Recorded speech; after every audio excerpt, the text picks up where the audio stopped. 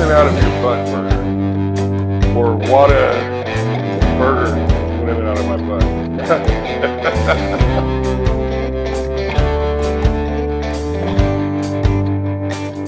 Only when How's it going, I'm guys? home. Trey Clark here, as I usually am. And we're back with another episode of Lickin' and Pickin', where we explore the three things that I'm good at, other than divorce: dog training tips, a little bit of maneuvering around the guitar, maybe the studio or other instruments, and my favorite, cooking. So today we're just going to do a quick diner burger. Now, most of us think of burgers in America as a big, juicy burger, Chili's, that type of burger, whatever. The diner burgers are the ones a lot of us are fans of. This is a good take on that, and they're faster. To me, they're tastier, and you get to you don't have to worry about cooking them to different temperatures, and you do it in your kitchen. In a second, we're going to make the sauce here. We're going to combine all the stuff that we usually put on our burgers, plus a little spicy surprise. Okay, so most diner burgers come with pickles, lettuce, tomato, onions, mayonnaise, mustard, and there's usually ketchup on the table. After some time in the kitchen, pepperoncinis they're like a pickle on steroids. And if you've eaten them, you know what I'm talking about. But you may not want the heat. Just taking the end off. And then this part out.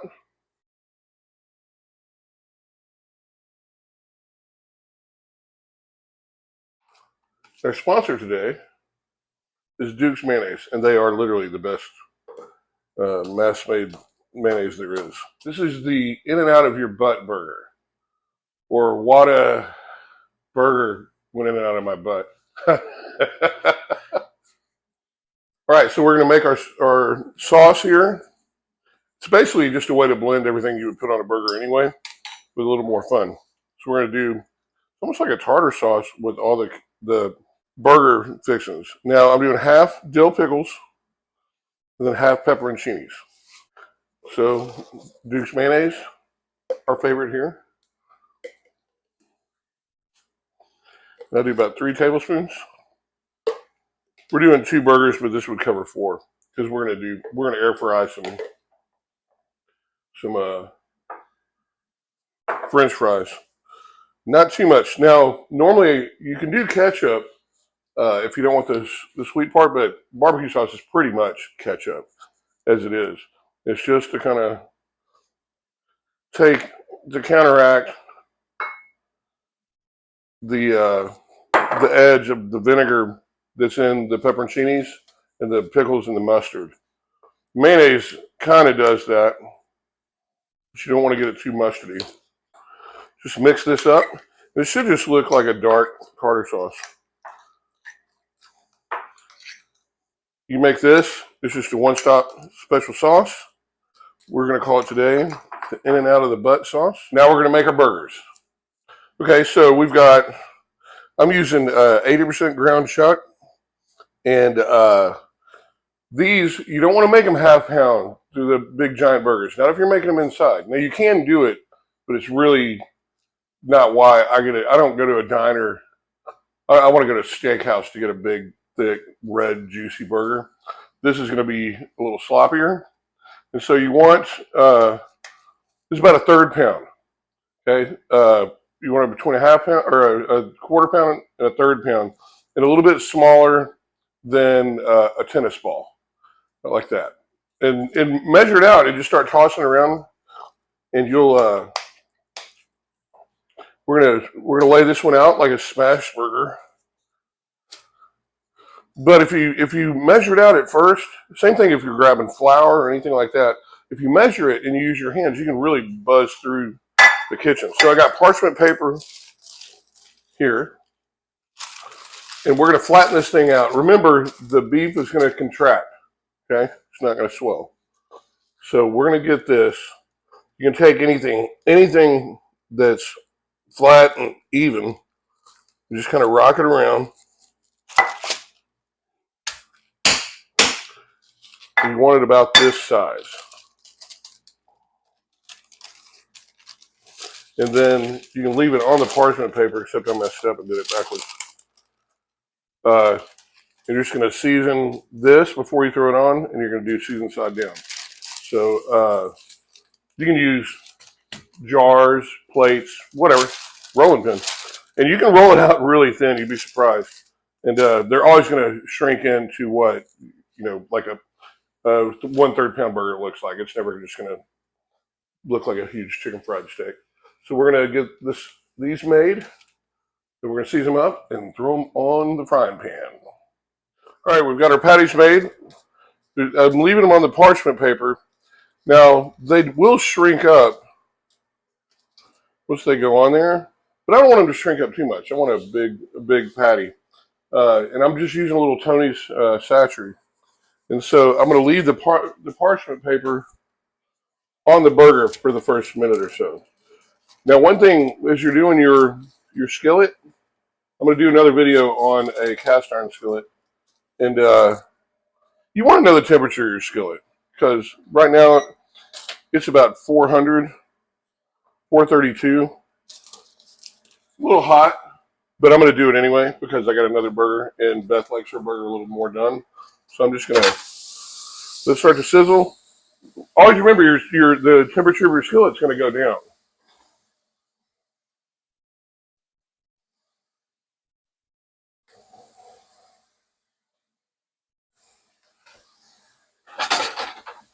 And then as it contracts, then I'll start on this other burger.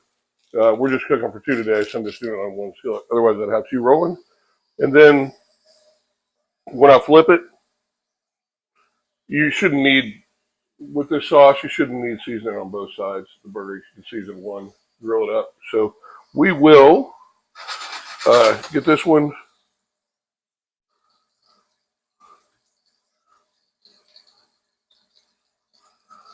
We will get the other one on here in a minute, and we will dress the burger.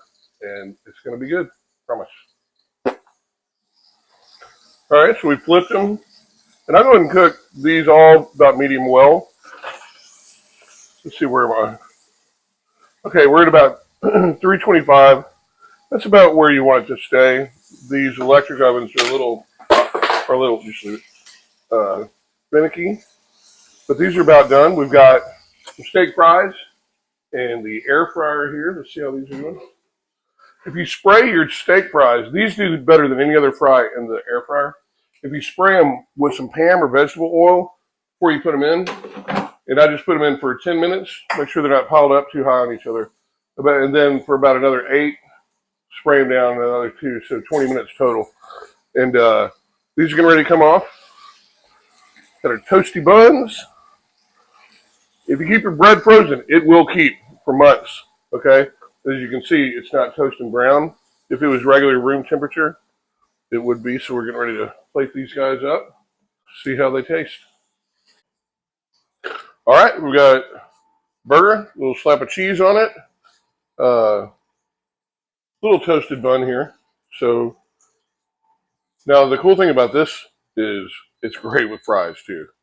So just put a good helping on.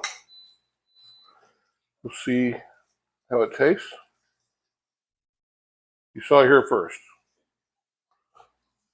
Let's see how this bad boy tastes.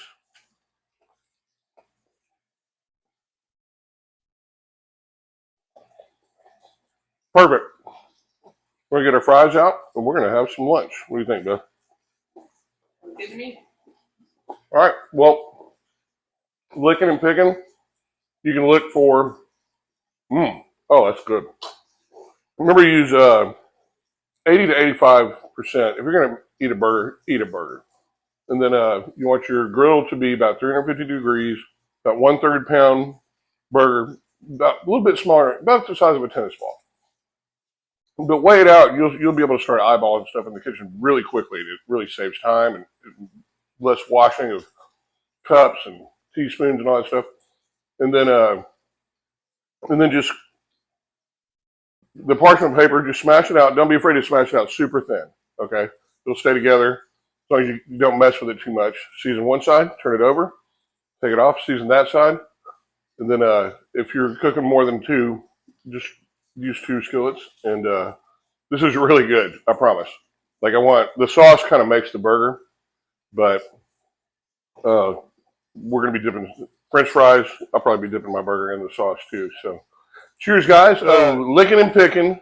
Cover dog training tips. You may see them all in one video. We're going to try and keep them all about 5 minutes for each little section. Little tips in the kitchen. I know a lot of hacks and stuff like that. And a little guitar playing. Maybe a little more than that. Talking about gear and studio setups, live music performance, stuff that I've used, and stuff that I've learned over my career. So tune in again. Make sure you hit like and subscribe to the YouTube channel, Trey Clark Theory. So, Thinking's best for the smoke. I wanna smoke when I drink. I can't run when I'm tired. I can't sleep when I'm wired. I can't work, I got fire. And I can't dream while I think. And I can't move when I'm bound.